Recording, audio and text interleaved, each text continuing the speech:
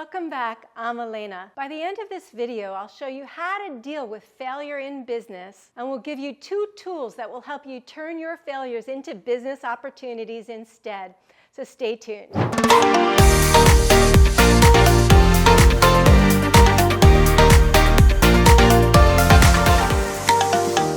I'm going to reveal this one way of looking at failure that will actually turn failure on its head. Next, I'm going to uncover the hidden benefits of actually failing in your business. Then the secret tool that you can use to turn it right around. And then another tool that you can use from feeling like a failure. By the end of this video, you'll know the exact tools to use to get your business right back on track. So let's dive in. So every entrepreneur deals with more things that don't work out than do. And the key is to understand how to reframe failure. So let's go to the board, and I'm going to talk about how to do that. Now, the first thing to understand is that failure doesn't define you. It's your response to it that does. That is a really key point. Something will happen. You will perceive it as a failure. Here's what really happened. What really happened is you had an expectation that when you took a particular action that you were going to get a specific result. You took the action, you didn't get the result you expected. Now you're calling it a failure.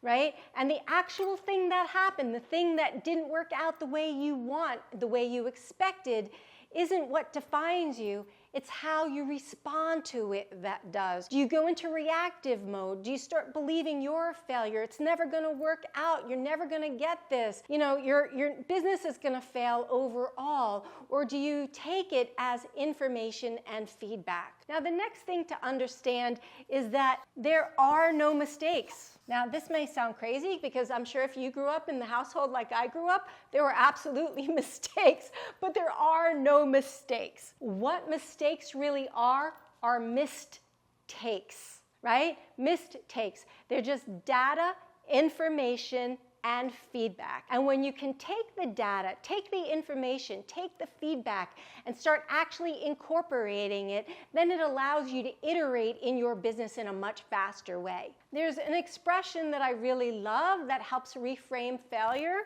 which is fail 7 times, get up 8. Now, imagine, for example, I love to tell this story. Thomas Edison was working to come up with the filament to invent the filament of the light bulb, and it literally took him like 10,000 tries or something like that. It might have been 1,000, but either way, let's just use 1,000 for this point. Could you imagine not getting the result that you want and trying 999 times before you finally, on the 1,000th time, got the result you want? How many people would have given up long before that? He understood that he was absolutely, his intention was clear, he had a knowing he was going to do it, and he understood that all of those processes were teaching him what wasn't working, and maybe what would work with other inventions, but wouldn't work for the light bulb, right? But he kept trying. Every time he quote-unquote failed, because I don't believe in any failures, every time he didn't get the result he wanted, he didn't find a filament that worked,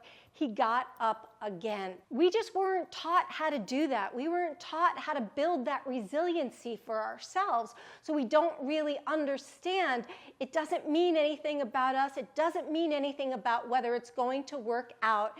It just means we didn't get the result we wanted. That's all it means. The next one is if you didn't get the outcome, you got the lesson, right? If you didn't get the outcome, you got the lesson. So much of why it's actually important that not everything work out the way that we expect at the time we expect is because there are things that we need to learn about it, right?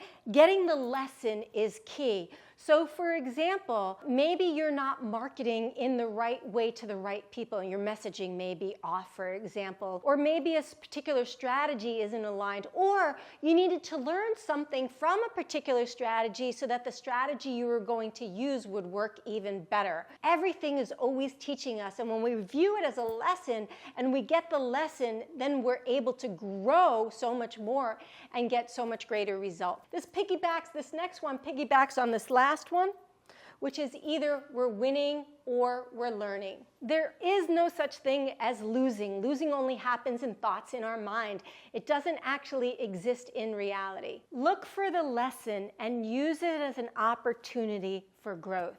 There's this fantastic quote from Marcus Aurelius: "The impediment to action advances action."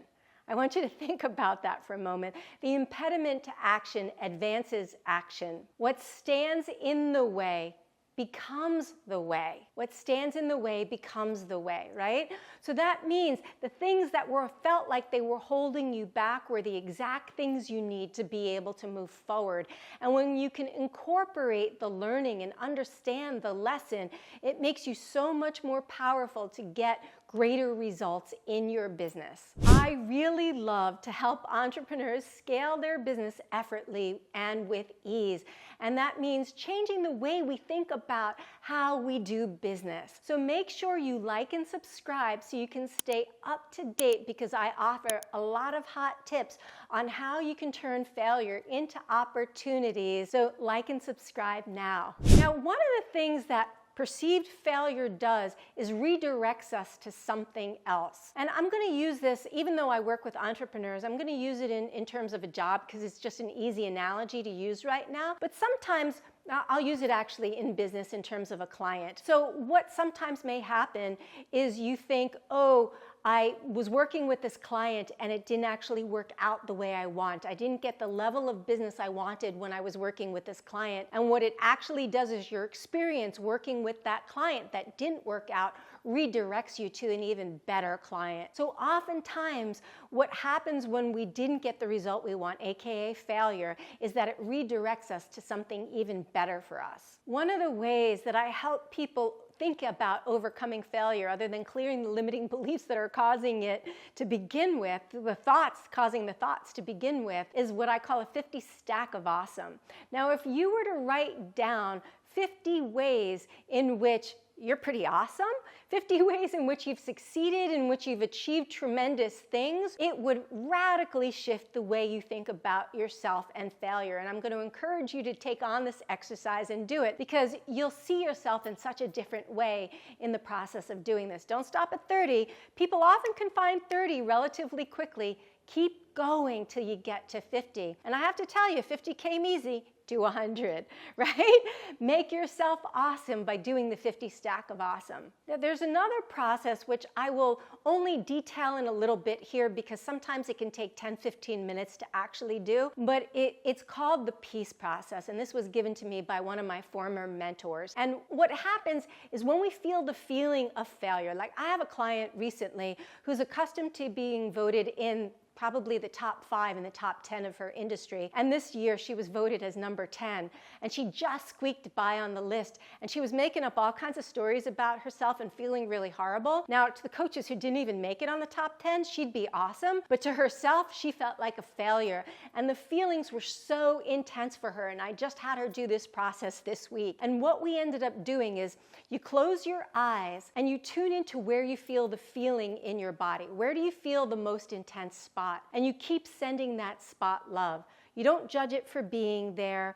You don't want it to move or get rid of it. Most people are trying to get rid of their feelings, right? They just want it to go away. And when we want our feelings to go away, they dig in deeper. So the key is to allow them without judgment. So just keep sending the most intense spot unconditional love. Keep sending it as much love as you can. And what happens is, and you keep doing it, it might morph, it might move, it might change shape, it might get more intense, it might get less intense, but the longer that you do this, it will get to neutral. You won't feel it anymore. And then when you don't feel it anymore, go back to the thought you were thinking about, the failure, and see if you feel it again. If there's still a charge there, if you still feel it, again, go back to the most intense spot and work on it again. And you keep doing this process. Is it neutral? Go back to the thought. Is the thought neutral? Once the thought becomes neutral, you know you've moved that energy out of your body, right? It's like putting a flame to an oil lamp. You don't know how much oil is going to be in the lamp, but you know it will eventually burn off. Another key is to actually get coaching and support from a mentor or a coach. It is so key because we can't read the label from inside the jar. We can't see what we see, and we might be making up stories about what happened that have nothing to do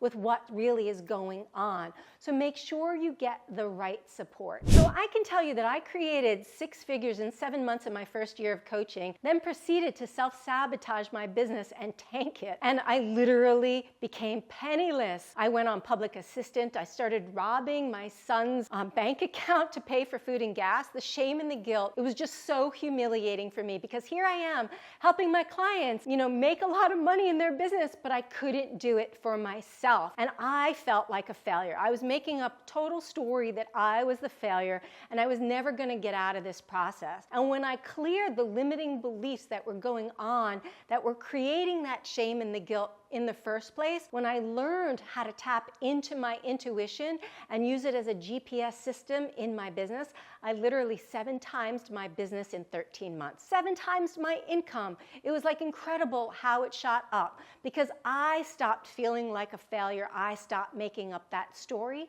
and it's possible for you too. At some point in the entrepreneurial journey, we find ourselves lacking the motivation to work. In this video, should I feel guilty for not wanting to work? I cover the why plus how you ditch the guilt so you actually can enjoy your business and have so much more fun in your business. So make sure you check that video out. Thanks, I'm Alaina, and I'll see you on the next video.